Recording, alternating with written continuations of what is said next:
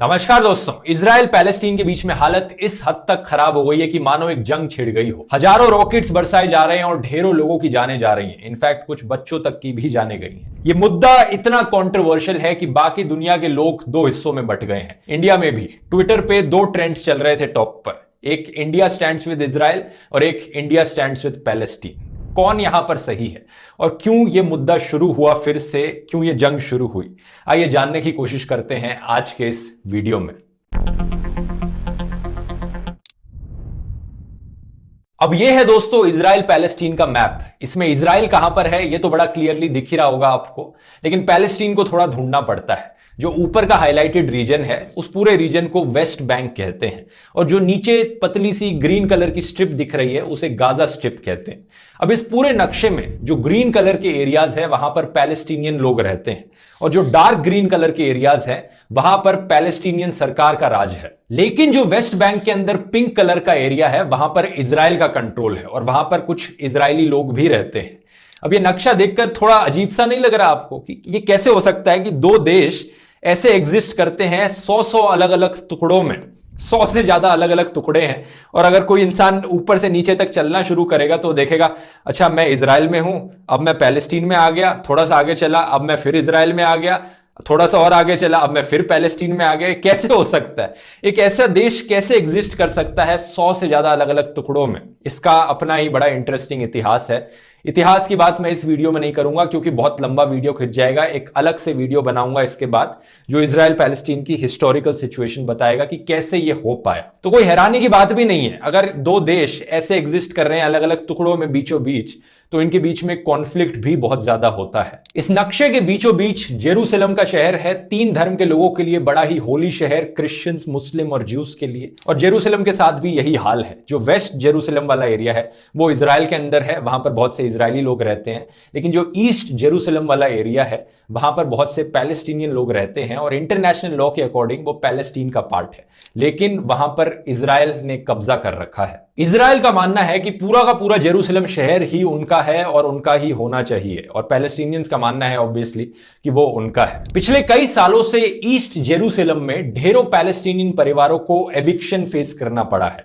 मतलब इजरायली सरकार पर आरोप लगाया गया है कि उन्होंने जबरदस्ती ढेरों पैलेस्टीनियन परिवारों को अपने घरों से बाहर निकाल फेंका। अब दूसरी तरफ अगर हम बात करें गाजा स्ट्रिप की तो वहां पर कहानी काफी अलग है। वहां पर पैलेस्टीनियन सरकार का कंट्रोल नहीं है, बल्कि वहां पर कब्जा कर रखा है एक militant group slash political party Hamas ने। अब जो पैलेस्टीनियन प्राइम मिनिस्टर है जो वेस्ट बैंक में डार्क ग्रीन एरियाज पर रूल करते हैं, उनका भी कंट्रोल नहीं है गाजा स्ट्रिप पर, क्योंकि ये हमास ने पूरा कब्जा कर रखा है इस गाजा स्ट्रिप पर। और कुछ कंट्रीज दुनिया में जैसे कि यूएसए, इजराइल और यूरोपियन यूनियन और जापान, ये कंट्रीज मानती हैं कि हमास एक टेररिस्ट ग्रुप है। लेकिन दूसरी तरफ कुछ कंट्रीज हैं जैसे कि यूके और ऑस्ट्रेलिया जो सिर्फ हमास के मिलिटेंट विंग को एक टेररिस्ट ग्रुप मानती हैं। लेकिन तीसरी तरफ कुछ ऐसी भी कंट्रीज हैं जैसे कि चाइना, रशिया, टर्की, ईरान और नॉर्वे जो हमास को कंप्लीटली एक टेररिस्ट ग्रुप नहीं मानती। हमास और इजरायली मिलिट्री अक्सर एक दूसरे के ऊपर रॉकेट्स फेंकते रहते हैं। हालांकि इजराइल के पास एक आयरन डोम है जो कि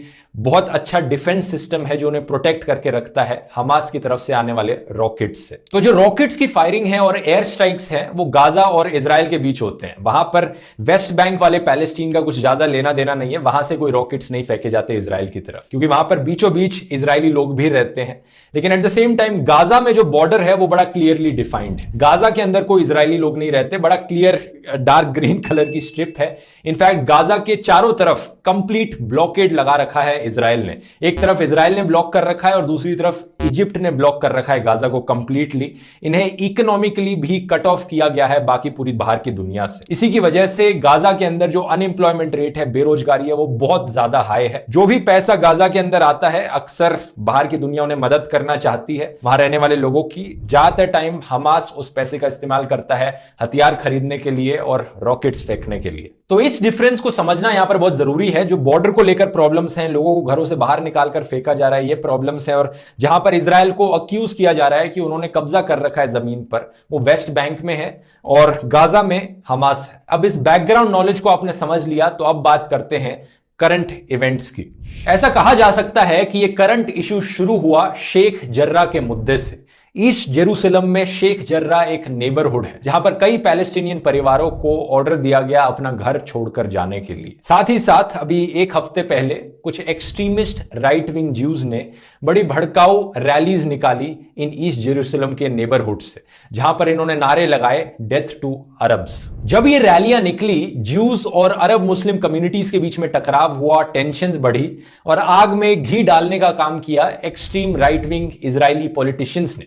जैसे कि ये लोग, इन्होंने भाषण दिए, अपने बड़े ही भड़काऊ भाषण दिए, कहा कि ये पूरा शहर हमारा है और इससे सिचुएशन और बिगड़ गई। 7 मई की बात है कि पैलेस्टीनियन लोग प्रोटेस्ट कर रहे थे इन्हीं एविक्शंस के खिलाफ। ये प्रोटेस्ट वायलेंट हुए, पत्थरबाजी हुई, इजरायली पुलिस ने सिचुएशन कंट्रोल करने की कोशिश करी, क्रैश करे पुलिस के लोग और प्रोटेस्टर्स और दोनों तरफ लोग इंजर्ड हुए। 10 मई की बात है कि इजरायली पुलिस अल अक्सा मस्जिद के अंदर घुसी और वहां पर पैलेस्टीनियन लोगों पर रबर बुलेट्स फायर करी गई और स्टन ग्रेनेड्स फेंके गए जो लोग वहां पर प्रे करने के लिए आए थे। हालांकि इजरायली पुलिस का कहना है कि उन्हें पहले से खबर थी कि कुछ पैलेस्टीनियन लोग मस्जिद के अंदर पत्थर इकट्ठे करके बैठे हैं जो वो उन पर फेंकेंगे जो राइट विंग लोग वहां से रैलियां निकाल रहे थे और डेथ टू अरब के नारे लगा रहे थे। इस मस्जिद के इंसिडेंट की खबर सुनकर हमास ग्रुप ने एक अल्टीमेटम दिया इजरायली सरकार को कि मस्जिद से इजरायली पुलिस को हटा लें, नहीं तो हम हमला बोल देंगे। हालांकि ये पैलेस्टीनियन लोग जो वेस्ट बैंक में रहते हैं उनका हमास से इतना लेना देना नहीं है, लेकिन फिर भी हमास ने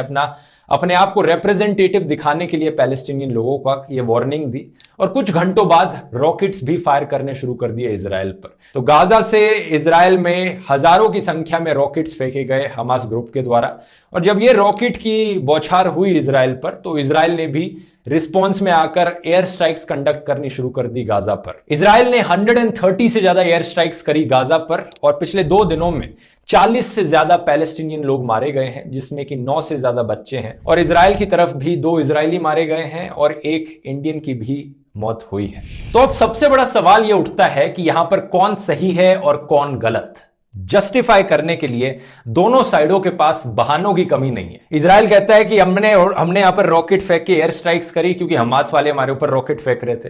ये हमास वाले कहते हैं कि हमने रॉकेट फेंके क्योंकि इजराइल ने जाकर मस्जिद में हमला किया। इजराइल कहते हैं कि हमने मस्जिद में अटैक किया क्योंकि वहां पर लोग पत्थरबाजी कर रहे थे। वो पत्थरबाजी करने वाले लोग कहते हैं हमने ये किया क्योंकि ये हमारी जमीन हड़प रहे थे। ये कहेंगे नहीं, हम जमीन नहीं हड़प रहे थे क्योंकि ये एक लीगल मैटर था, इस चीज को कोर्ट में फाइनल किया गया था। और फिर बात हिस्ट्री पे चली जाएगी। मतलब ये बात पीछे जाती रहेगी। दोनों साइडों के पास बहानों की कमी नहीं है, एक के बाद एक एक्सक्यूजेस देंगे, फिर हिस्ट्री पर आ जाएगी कि तुमने पिछली 1967 की जंग में ये हुआ था, वो हुआ था। लेकिन कुछ चीजें हैं जो बड़ी क्लियर हैं, मुझे लगता है, जिन्हें हमें ध्यान रखना चाहिए इस सिचुएशन में। सबसे पहली चीज, इंटरनेशनल ऑब्जर्वर्स का क्या कहना है। यूरोपियन कमीशन का कहना है कि इजराइल जो एविक्शंस कराने लग रहा है यहां पर, वो ह्यूमैनिटेरियन ग्राउंड्स पर इलीगल है और उससे ग्राउंड पे टेंशंस बढ़ती हैं। United Nations office of the high commissioner for human rights का कहना है कि जो लॉ इजराइल यहां पर लगा रहा है वो इनहेरेंटली डिस्क्रिमिनेटरी है और जो इजरायली सिविलियंस को ऑक्यूपाइड करने के लिए भेजा जा रहा है जमीन, वो प्रोहिबिटेड है under international humanitarian law and it may amount to a war crime. तो इससे ये तो क्लियर है कि इजराइल जो वेस्ट बैंक के एरियाज में ऑक्यूपेशन करने लग रहा है और पैलेस्टीनियंस को एविक्ट करने लग रहा है, ये गलत है अकॉर्डिंग टू इंटरनेशनल ऑब्जर्वर्स। लेकिन क्या इसका मतलब ये हुआ कि जो हमास करने लग रहा है वो सही है? बिल्कुल भी नहीं। इनफैक्ट हमास के जो रॉकेट्स हैं वो अक्सर इजराइल के आम शहरों पर पॉइंट किए जाते हैं जहां पर आम जनता को बहुत खतरा पहुंचता है। ये तो अच्छी बात है कि इजराइल के पास इतना अच्छा डिफेंस सिस्टम है, एक आयरन डोम है, जिसकी वजह से ज्यादातर रॉकेट्स जो हमास भेजता है वो एक्चुअली में उनसे कोई डिस्ट्रक्शन नहीं होती, उनसे कोई कैजुअलिटीज नहीं होती। बहुत कम कैजुअलिटीज हुई हैं इजराइल की साइड पर। लेकिन हमास के रॉकेट्स अगर एक्चुअली में लग जाएं और ये प्रोटेक्शन ना हो तो बहुत सारे इजराइल में रहने वाले लोगों की जानें जाएंगी। वायलेंस के रिस्पॉन्स में वायलेंस और उसके रिस्पॉन्स में और वायलेंस, इससे सिचुएशन सुधरती नहीं है, इससे वायलेंस एक्सपोनेंशियली बढ़ता रहता है। जैसा गांधी जी ने कहा था, an eye for an eye makes the whole world blind. दूसरी चीज है कि अभी तक जो सिचुएशन है उसके अकॉर्डिंग 60 से ज्यादा लोग मारे गए हैं जिनमें 17 से ज्यादा बच्चे थे।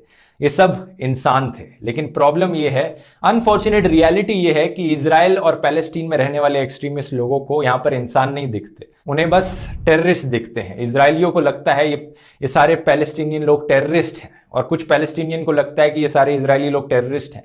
वो उन्हें इंसानों की तरह नहीं देखते। दोनों तरफ के लोगों में इतनी नफरत घोली गई है वहां के पॉलिटिशियंस के द्वारा, वहां के मिलिटेंट ग्रुप्स के द्वारा, ये दोनों लोग दोनों ग्रुप ऑफ लोग एक दूसरे को आंख में आंख मिलाकर देख ही नहीं सकते, बिल्कुल एक दूसरे का जानी दुश्मन समझते हैं। इसलिए एक के बाद एक वायलेंस को ये लोग जस्टिफाई करते रहते हैं कि हमने ये किया डिफेंस में किया है, हमने ये किया अपनी जिंदगी बचाने के लिए किया है। बात यहां पर यह है समझने वाली कि सारे पैलेस्टीन लोग हमास को सपोर्ट नहीं करते, एट द सेम टाइम सारे इजरायली लोग अपनी इजराइल की सरकार को सपोर्ट नहीं करते जो इजराइल की सरकार ये करने लग रही। पास्ट में ऐसे कई इजरायली पॉलिटिशियंस भी आए हैं जिन्होंने कोशिश करी है अपनी ज्यादा से ज्यादा पीस बनाने की, और उन्हें असैसिनेट भी कर दिया गया था एक्सट्रीमिस्ट इजरायली ज्यूज के द्वारा। तो दोनों तरफ एक्सट्रीमिस्ट लोग बहुत ज्यादा हैं, इतनी सिग्निफिकेंट पॉपुलेशन है एक्सट्रीमिस्ट लोगों की कि वो ओवर पावर कर जाते हैं। इसी रीजन से पूरे देश को टेररिस्ट घोषित कर देना, कि ये कहना कि सारे इजरायली लोग टेररिस्ट होते हैं या फिर सारे पैलेस्टीन लोग टेररिस्ट होते हैं, ये बहुत ही गलत है करना। अगर ऐसा बोलोगे आप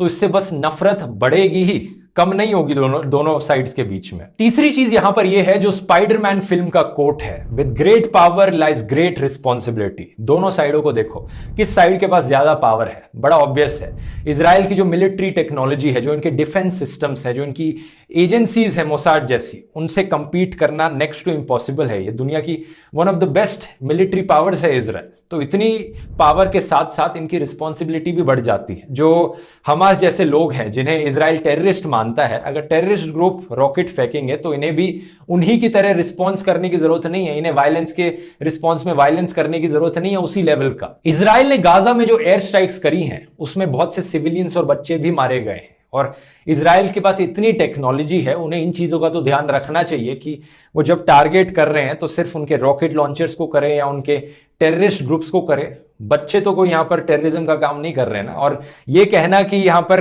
कुछ साइड में कैजुअलिटीज होंगी ही जब आप उन्हें टारगेट करोगे, ये सही नहीं है। अगर आपके परिवार से कोई वहां पर होता और आपके परिवार के जहां पर आपका परिवार रहता है उसकी साइड वाली बिल्डिंग में कोई टेररिस्ट रहता है और वहां पर बम गिराया जाए और आपके परिवार में किसी की मौत हो जाए, तो क्या ये जस्टिफाइड होगा?